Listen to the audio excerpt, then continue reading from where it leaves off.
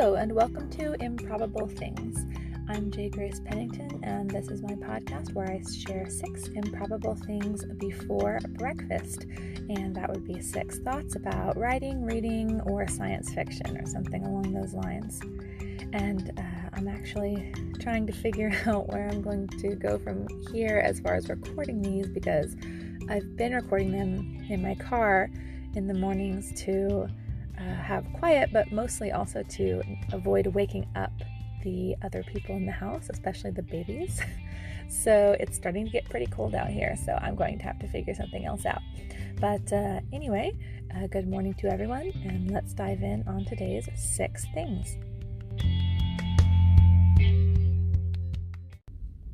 So number 1, as the last day of November, this is also the last day of NaNoWriMo, and I just completed my last few words this morning, and I'm really excited and happy about that. I'm kind of surprised because, as I've mentioned on here, I decided to do it kind of last minute and haven't done it successfully for years. And even the previous times that I have one, I've always ended up writing about 10,000 words or more on the last day. I think my record was the last time I did it successfully, which I think was in 2015. I wrote 11,000 words the last day, which I do not recommend, but it is quite an achievement to brag about. But this time I actually stayed really well on track the entire time, which I've never been able to write that consistently in my life. And so I'm really happy about that and really hoping to see how I can bottle that and use it again. But book is not finished, but I've gotten to 50,000 words and I'm really proud of that. So number 2, I now have to figure out how and when I am going to finish the book, because I'm not sure how many more words it'll end up being, but it has another about 3.5 chapters still on the outline. And so it's a good bit more of writing still left to do, and it's hard to figure out. I'm trying to decide, should I keep going like I have and write early in the mornings and just knock it out? Because honestly, I feel like it's more likely to happen if I keep up this momentum. But it would also be nice to have a break, because waking up early in the morning has been a great way to get this writing done. But it also would be great to be able to go back to sleep in the mornings. So I'm just trying to decide if I should give myself a little break or just ride this momentum through to the end. Also, with the holidays, it might be nice not to worry about it, but I do really want this book to actually get finished and not just sit around like this for years like some of my other books have. So I'll keep you all updated whether I'm going to keep working on this in December or give it a break for the month or even just for a week, or I don't know. I'm going to have to think about that, but I do really want to prioritize getting it finished. Number 3, once the book is finished, it's of course still not finished because this is only the first draft. And as I've mentioned, I do feel like it needs a lot of work. One thing I've really noticed at the part of the story where I am right now is that the stakes seem to be a little bit low. And they didn't seem that way in the outline, but it always seems to turn out a little bit different in the actual writing process. So there's, just to give an example, that's not, I'll keep it vague so as not to give any spoilers, but there's, a relationship in the book where, the main character Rachel has a relationship with someone and it ends up ending in a really, discouraging and disappointing kind of way. But I realized once I got to that point that I just felt like, maybe because I knew the relationship was going to end, that I hadn't really invested that much into it. Like, I didn't feel like either the character or the audience or me cared that much about the relationship ending when it's supposed to be a pretty big deal for her character. So I think that's one thing I'm going to need to do, is up the stakes on that and other things. Just make you really care more about what happens to her. Like, I feel as I'm reading it, there's a few points where I really feel connected to her and her journey, but a lot of the time I don't, and that could just be because I'm so close to it and immersed in it and don't have perspective on it. But I really do feel like the stakes are too low, and there's a lot of things that just sort of happen to her without, the appropriate things that she could lose or whatever. The things that make you really care about what's happening to her are maybe a little bit lacking. So got to figure out some ways to up the stakes. But now is not the time to worry about that because it's just the first draft. It's just one thing I've noticed as I've been writing, especially this morning. So number 4, another thing to take into consideration with my writing is I still have to refinish Firmament Eleftheria after having lost the last 6,000 words a month ago today. So I am feeling a little more ready to do that now than I was a month ago. Now that I've had little distance from it, once I had just written those words and then lost them, it was I was pretty unmotivated at the thought of having to go back and redo what I had literally just done. But having a little more distance from it, I think actually helps. I was a little bit torn on whether it was better to try to do it right away while I could still potentially remember some of what I'd written, or to give it some time. And I think giving it some time was the right approach because I just feel just the distance, I think, helps my attitude about it. I'm not because, when I was really immersed in it, like I mentioned before, like you can get a little too close to it in a sense. And I think, having some distance can actually make it more appealing to go back. Like I'm more excited to go back into this world and those characters because I've had a chance to miss them. And so that's always been a motivation to me with the Firmament series, is I love the characters so much I actually will miss them when I'm away from them too long, as if they were actually real people that are really my friends. So I think that actually is going to help me be able to go back and redo those last chapters again, just like, oh, I miss these characters. I want to spend some more time with them. So I need to figure out when I'm going to do that also. And that will probably play into my decisions about where to go with my Nano book, is just, am I going to take a break? And maybe I'll do Firmament and, take a break from this book and do that book. Or maybe I'll take a break from all writing. Should I finish my Nano book in December and then take a little break and then finish my Firmament book in January? I don't know. Who knows? And of course, it's all contingent on a lot of other things. There's holidays, there's kids. We're looking at, Lord willing, being able to move into our first house in the new year if all goes well. And so that's obviously going to have an effect on what I'm going to be able to do. But I'm going to be thinking about all those things, updating everyone here and hopefully on my blog. I've been enjoying getting back into blogging and may be able to do some more of that as well. So number 5, moving into some currently reading, I'm actually almost finished with Atlas Shrugged. And I think when I started this podcast like a month and a half ago or whatever it was, I was in the middle of Atlas Shrugged, I think, or, I was well into it. And now I think I'm maybe like 4 chapters from the end. The chapters are insanely long. Like I usually have to break them up into at least a couple of pieces, but I am really finally getting near the end.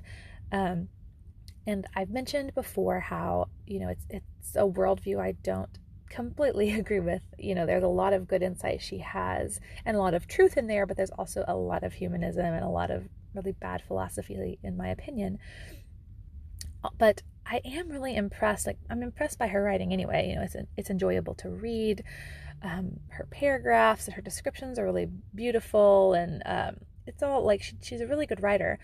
But I think what impresses me most about it is just that this woman was able to get me to read like 1,000 pages about people that are not that appealing to me and a worldview I don't really agree with, and that's mostly about railroads that I know nothing and care nothing about, and just like the technicalities of railroads and all this corrupt politics and just stuff that you don't normally consider really engaging reading, or at least I don't personally. Maybe you have a huge affinity for railroads that would make it absolutely riveting to you, but just the fact that she was able to get me not only to read so much of all of that, but to make me really enjoy it. I mean, I haven't been like, oh, I have to finish this book. Like I enjoy every time I sit down and read it. And even though it's some pretty awful things happening, and like I said, a lot of subjects I really don't care about at all, or know anything about, and I'm not going to walk away with this from this with some huge knowledge of railroads, but it's just she's made it really appealing to read about, at least to me. And I find that very impressive. So I may need to take some notes from her on how you can make a topic that maybe does not have a lot of a wide appeal into something that people can enjoy reading about. And so yeah, again, I haven't completely finished it. I'll update y'all when I have. It will probably take me the rest of this week about to finish, but I would recommend it for sure if you have time to read a 1,000-page book. It's just very interesting, very timely, and like I said, really enjoyable. I'm not having to force myself through it, even though it's really long. Just breaking it up into small chunks. I've been really enjoying every time I sit down to read it, despite some, like I said, some pretty bad philosophy, and then also there is some sexual scenes and stuff that I kind of just glaze past a little bit, but really, really interesting book. I'm really glad I decided to read it. And number 6 kind of ties into actually all of that, into my book and Atlas Shrugged and everything. This morning I was listening to the latest Babylon Bee podcast, and they had comedian Thor Ramsey on there, and they were just talking about Christian movies and why they can tend to be pretty bad. But they were also pointing out that a lot of the more mainstream Hollywood movies have kind of gone this direction too, where they're just really preachy and just kind of hit you over the head with their message rather than being entertaining or even really they're not even that thought-provoking, because you don't even have to think. They just tell you, like, here's the message. And it's always, Christian movies have always tended that way, I think, but now we're seeing a lot more of that from more liberal Hollywood sources as well, I think, where they just hit you over the head with the message, and there's no subtlety or anything. And I thought one thing that the guy on the podcast was saying that was a good point, and I've heard this before as well, is that those kinds of stories tend to start out with a message, and then they try to fit a story around the message, and it doesn't end up being a very good story because it's kind of forced, it's not organic. But I was thinking about that because at first I was thinking, a lot of my stories and then other people's stories that I admire, they're so infused with a message. And that can be good, but it has to be in a way that's, I guess, organic, where the story and message kind of flow out of each other. But that's, as I was thinking about that, it made me realize I think there is a difference between a message and a theme. Because I think a message, I would tend to think of that, at least for my definition for the point of this conversation, is more of a moral, almost like you would tack on the end of like an Aesop's fable, like, here is the message of this story, and you just tell it, and the whole point of that story was to drive home, like, whatever, like this sentence, like, slow and steady wins the race. There's the moral of the story. The story is about that. It's about this one statement of truth, or what you believe is truth. Whereas to me, a theme is not going to be a single statement like that, but it's going to be an entire topic that you're touching on and exploring. So instead of saying, this story is about how slow and steady wins the race, and you got a quick little moral that you can sum up easily, you can say this story is about racing and the different qualities people display in the way that they race, or something something along those lines. Like, so I'll give an example from my writings. The book that I'm doing now for Nano, it's called Shows, and the reason it's called Shows, it's a little bit of a double meaning, because there is a show that the main character ends up watching a lot with one of her friends, but it's ultimately about the shows that we all put on for each other, and the way we choose to display ourselves to the world, and how that may or may not reflect what's underneath, to the eyes of the beholder. And so we go through life, we see each other, but what we're really seeing is the shows that we're putting on for each other to see. And it takes more. It takes, different experiences, or a longer amount of time, or it's harder to see what's underneath. And it takes a lot more investment, a lot more time, and sometimes changing the way you're looking at that person. So that's not a single message that I can sum up, in a snappy little phrase. It's not me saying, this is about how hiding yourself is bad, or whatever, I don't know. Or this is about how people are more than what they seem, even though that's not really even a moral, because it's not a statement of, how you should act. But all that to say, what I wanted to do with this story is that every character and every situation is flowing out of that premise of an exploration of how we put on shows for each other and what that looks like and how it applies to different relationships and how it affects us. And so it's not like I wanted to tell a message and then I was like, what story can preach this message? Like, it's more that